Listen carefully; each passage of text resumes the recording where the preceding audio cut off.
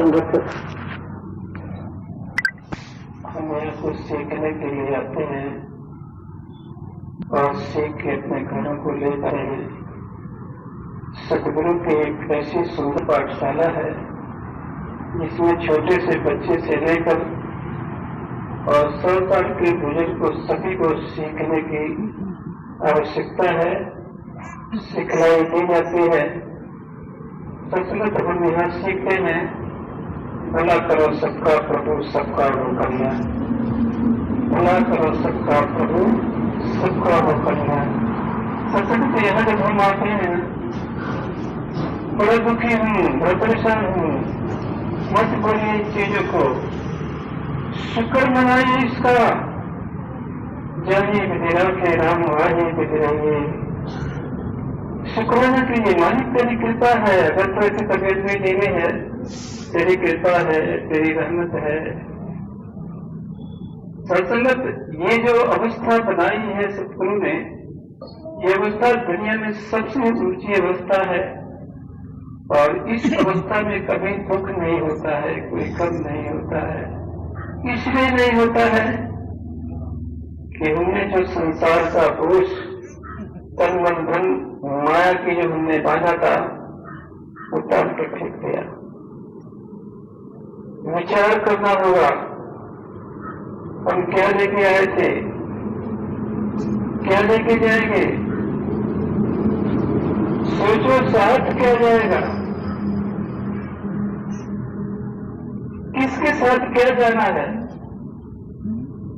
और एक चीज और बात कि अपनी निवेद तो निहोर नाल की, गठरी संभाल तूने चोर नाल की।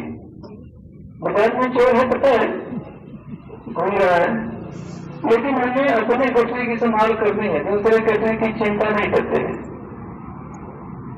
क्योंकि अपनी अपनी गठरी सब रखाएंगे तो किसी के लिए नहीं जाएगा। लेकिन कहीं हम अपनी गठरी छोड़ के दूसरे के गठरी के रखवा देंगे तो हमारी गठरी चली जाती है। और इसके कहने का भाव यही है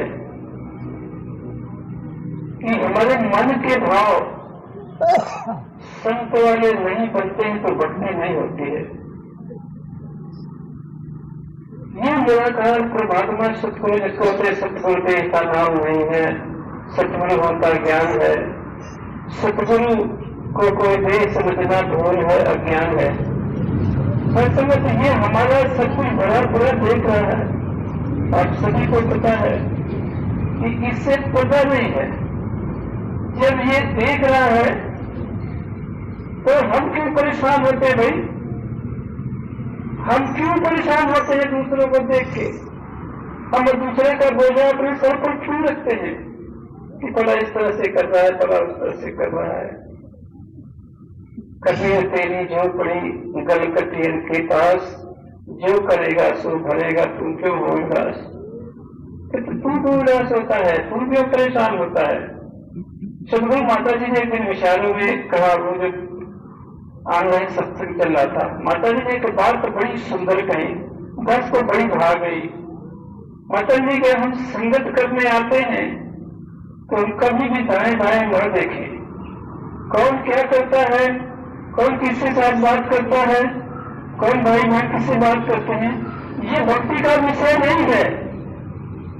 भक्ति इसके ऊपर की चीज है। संस्कृत माता जी की बात कितनी सुंदर लगी कि हम सत्संग में जाके कहीं किसी के ऐप देखने लगते हैं, किसी की औगुण देखने लगते हैं, सत्संग जितना कमाते हैं उससे जाके गंवा के चले आते हैं। यहाँ हम कमाने के लिए आते हैं, गंवाने के लिए नहीं जाते हैं।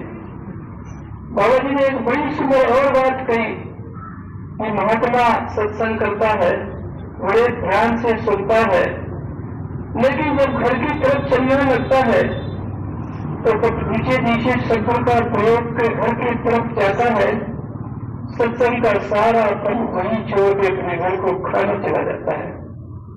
सत्संग हम रास्ते में चलते हुए करते जाओ गंग हरीदे, इससे बच्चों गंग नहीं अवतार भरोसा कल का अस्तम है पर कल नहीं। अरे बात करनी है तो खुदा की बात करो, बात करनी है तो ईश्वर की बात करें, बात करनी है तो गुरु की बात करें, बात करना है तो निरंकार की बात करें, बात करनी है तो 5 करोड़ की बात है। राज कई संगतों में देखा 8-10 साल से पहले संगठन को 5 करोड़ नहीं आते। कबीरदास बहुत बात विद्यार्थी थे, कबीरदास से ही बात कहती है अभी जो हमारी शुरुआत है वही नहीं है, किसी तरह से करो पिलर नहीं पड़ा है। तो सत्संग 5 कण हमारे जिंदगी के पिलर्स में, भक्ति की बुनियाद इसी पर खड़ा होती है जहां 5 कण है। हमने तो तन मन धन इसको दिया ही नहीं है, हमने तो भी जाति पाति की तपक में पड़े हुए हैं, इसलिए ज्ञान चलता फूलता नहीं है, हम वहीं के वहीं परेशान रहते हैं। सत्संग इन चीजों से आगे बढ़ना है। जो सतगुरु चाहता है, जिस प्रकार का जीवन चाहता है, सभी घर की बहनें आती हैं, बच्चियां आती हैं, बच्चे आते हैं, बुजुर्ग आते हैं, जवान आते हैं, अपने अपने भाव है, सभी किसी से हंस के बोलते हैं, किसी नहीं बोलते हैं। किसी महात्मा की गाड़ी पर कोई भी बैठ के चला जाता है, चला आता है। और शासन हमारे मन में कोई अगर कहीं कबूलत है तो हमारे तो उसका तो कुछ नहीं बिगड़ता, लेकिन हमारी भक्ति नुकसान हो गई। कृपा करो शासन, हम भक्ति का नुकसान करने नहीं आते हैं, भक्ति को संभालने के लिए। तेरा क्या है, किसके लिए करता है? सदैव वाणी के अंदर एक शब्द आया है, ये सोने का वक्त नहीं है, ऐ बंदे तू जाग जरा, और जिसके संग से घर पिछड़ा है उसके संग को लाग चला।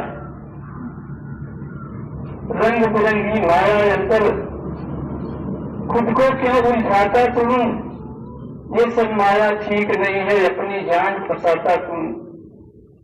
कल भी तेरा नहीं अपना, इसे छोड़ के जाना है, और सबके रिश्तों को भी काम में तेरे आना है। आंखें जिसको देख रही हैं वो नजारे छूटेंगे, और जिस पे तुझको नाज इतना दो सहारे टूटेंगे। दुनिया एक सफर है बंदे, तेरा कहाँ ठिकाना है, कई हदेव कहाँ से आया, कहाँ तक तुझको जाना है। सत्संग कितनी सुंदर बात है कि तू दूसरे जन्म में क्यों पड़ा है। जन्म जन्म से जिसका विषय उसके संतुल लग जाए। बड़े भागों से ये सत्संग में बैठने का मौका सतगुरु ने दिया है। हम इन बातों को सोचें। दुनिया में बहुत सी आप जैसी बहनें हैं, आप जैसे महात्मा हैं, संसार में उलझे पड़े हैं। एक मिनट उनको सुंदर सांस लेने की व्यवस्था नहीं है। दुनिया में रोती हुई मुस्काने हैं, अगर कोई हंस रहा है तो 2 मिनट के बाद का होना भी है।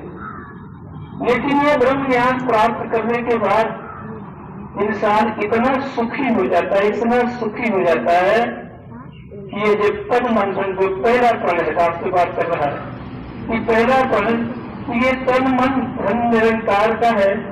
जब निरंकार का है तो मेरा अपना क्या है? अब ऐसे बात नहीं है कि निरंकार का है तो हमारा कुछ नहीं है। वास्तव में हमारा कुछ नहीं है। हमारा इसलिए नहीं है, आदमी शरीर छोड़ जाता है, उसका धन दौलत, कोठी मानी, बंगला, बेटी बेटा, नात रिश्तेदार कोई साथ जाता है। यहाँ तक कि ये शरीर भी लंबा होके पड़ा होता है, वो भी साथ नहीं गया। कौन गया?